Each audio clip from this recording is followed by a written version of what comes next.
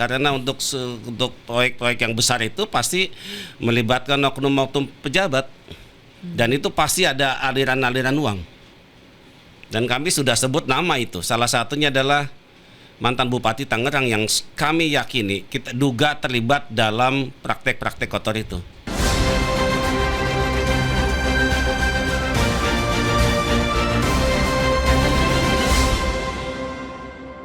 Kepolisian itu juga salah satu pihak yang sebetulnya ikut ditunjuk, Pak. Cukup bertanggung jawab juga, karena kan ada masyarakat nelayan yang cerita begini. Kan tidak mungkin, Mbak, mereka bambu segitu ratusan ribu bambu dibawa, tidak mungkin dengan mobil kecil. Truknya itu kelihatan, melintas itu jalan kelihatan. Ya. Petugas pasti lihat dong. Nggak mungkin mereka bisa masuk kalau tidak ada izin, kayak semacam itulah, Pak. Jadi diduga ada pembiaran juga dari tingkat kepolisian yang terkecil di daerah tersebut. Betul. Sementara mereka sekarang jeruk makan jeruk gak tuh, Pak?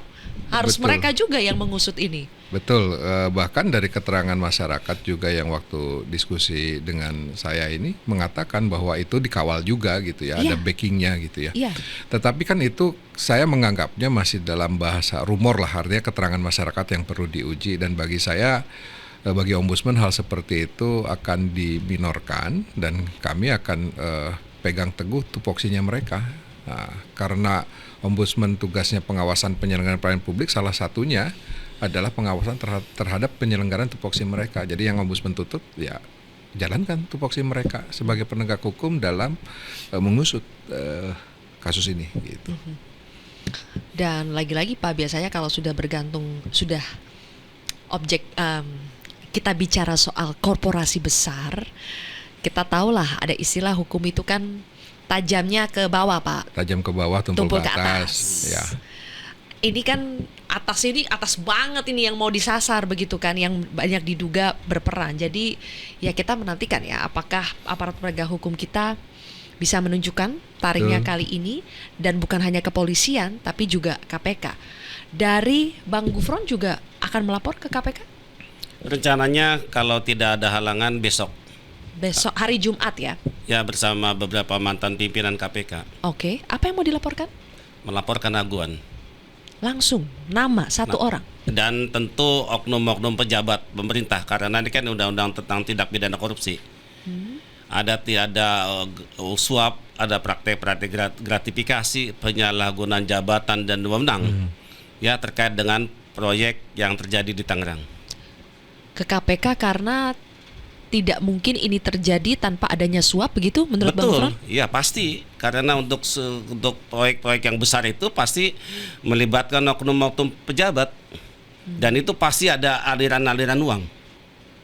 Dan kami sudah sebut nama itu. Salah satunya adalah mantan Bupati Tangerang yang kami yakini kita duga terlibat dalam praktek-praktek kotor itu, memuluskan proyek PIK 2 termasuk juga PSN PIK 2. Mantan Bupati Tangerang, Ahmad Zaki Iskandar. Yang bikin video itu. Yang bikin video bukan?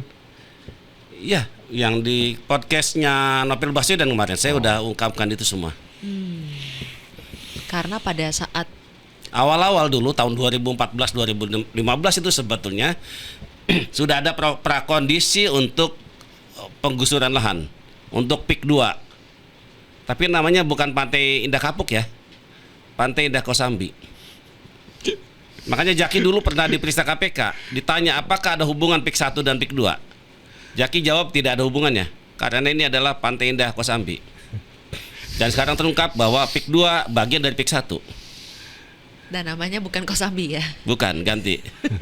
Bahkan kalau kita masuk ke PIK 2, tidak ada itu selamat datang Kabupaten Tangerang. Nggak ada, langsung selamat datang PIK 2. Jakarta New City. Jakarta New City. Nggak ada itu, Dadap, Kosambi, nggak ada, hilang namanya. Jadi akan ada nama-nama besar yang dilaporkan ya? Ya, tapi kalau tidak ada halangan, kita masih koordinasi sampai malam ini. Kenapa? Ada potensi halangan? Seharusnya hari ini. Seharusnya hari Kamis? Iya, seharusnya hari ini. Makanya saya tanya, gimana Bang, jadi nggak? Ya ini, gini, ini. Jadi ada alasan-alasan teknis.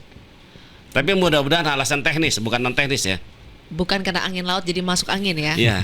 Kalau saya bilang udah kita bikin surat dulu 1 lembar, namanya surat pengaduan. Toh nanti kalau yang kurang-kurang lengkap kita usulkan berkas-berkas yang lain. Kita masukkan aja dulu. Kedua masih minimal pengaduan masyarakat. Oke.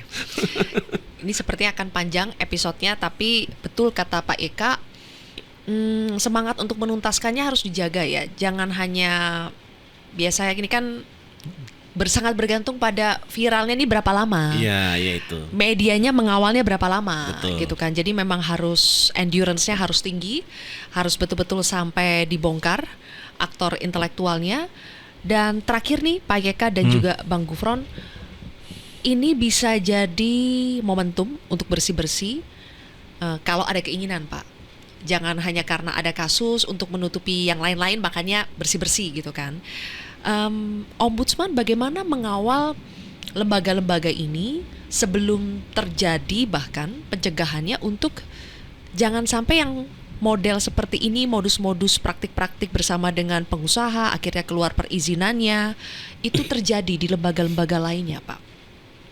Ya, selalu kan kita bilang kalau ada seperti itu oknum gitu ya, tapi kita tidak pernah melihat bahwa ini adalah persoalan sistem.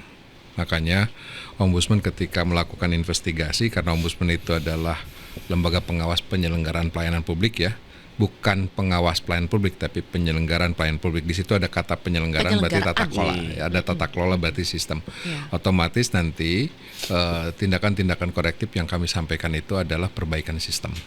Harapannya ya agar semua yang menjadi tugas pokok dan fungsi serta kewenangan semua aparatur penyelenggara negara dan pemerintahan itu ya dilaksanakan dengan sebaik-baiknya.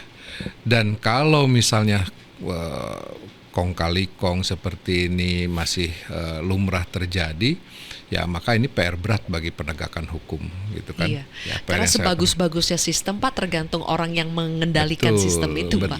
Betul. Karena kalau cerita-cerita di lapangan tuh, oh ini di-backingi oknum dari kepolisian, ini cerita-cerita ya. Oh ini di-backingi oknum kejaksaan, oh ini di-backingi oleh oknum TNI.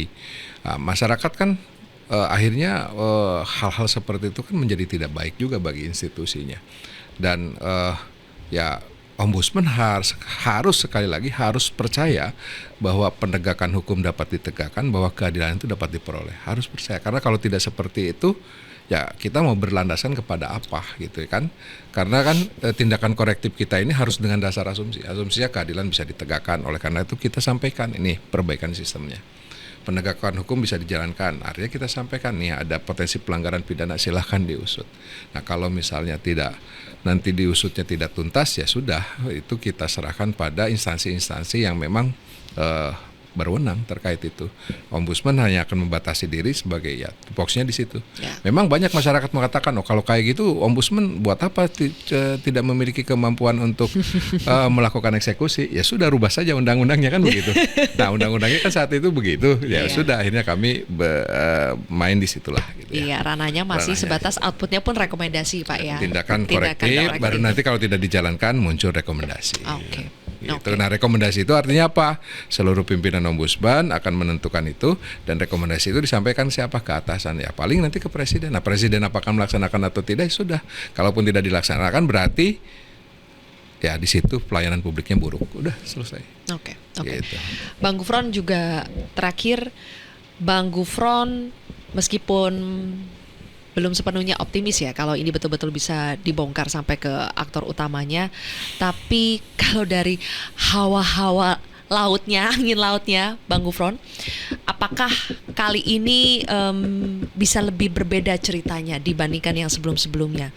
Setidaknya praktik-praktik bisa ada sertifikat HGB di atas laut, atau praktik-praktik pencaplokan laut mau dijadikan lahan reklamasi tapi secara ilegal prosedurnya itu bisa berkurang? Ya, pasti berkurang. Dan saat ini kemungkinan upaya-upaya pengajuan itu terhenti dulu. Menunggu situasi reda. Gitu ya. Diredam dulu ya. Diredam dulu. Ya, jadi tapi belum tentu kapok. Belum tentu. Jadi ini posisinya 50-50 lah kira-kira gitu. Tapi tentu ya bagaimana juga dengan keadaan saat ini ya, yang dimana oligarki sudah kadung menguasai negara, memang tidak mudah. Tapi sekali lagi Prabowo memang arahnya ke sana untuk supaya negara tidak terlalu dikendalikan oleh oligarki. Ya, dan itu kan sudah disampaikan hari ini kalau nggak salah. Ya, pokoknya siapapun swasta ya kan ya yang menyalahgunakan itu nanti kita cabut izinnya dan seterusnya. Apalagi kalau menyangkut hutan lindung. Kan di PIK 2 kan ada hutan lindung. Saya sudah datang ke lokasi, Mbak. Ada hutan mangrove. Masuk melalui jalur pipa, itu kan tembok kanan kiri tuh. Jauh sekali, makanya mungkin Pak Sedidu bilang jalur Gaza. Itu tembok panjang dan itu tembus nanti ada hutan mangrove. Yang menariknya adalah hutan mangrove itu tidak dikelola oleh PIK 2, tapi oleh pemerintah daerah Provinsi Banten. Makanya berkaitan dengan hal itu, kalau menurut saya ini salah satu nanti, ini juga nanti yang akan dilihat oleh salah satu isu yang dilihat oleh Ombudsman itu adalah mengevaluasi PSN.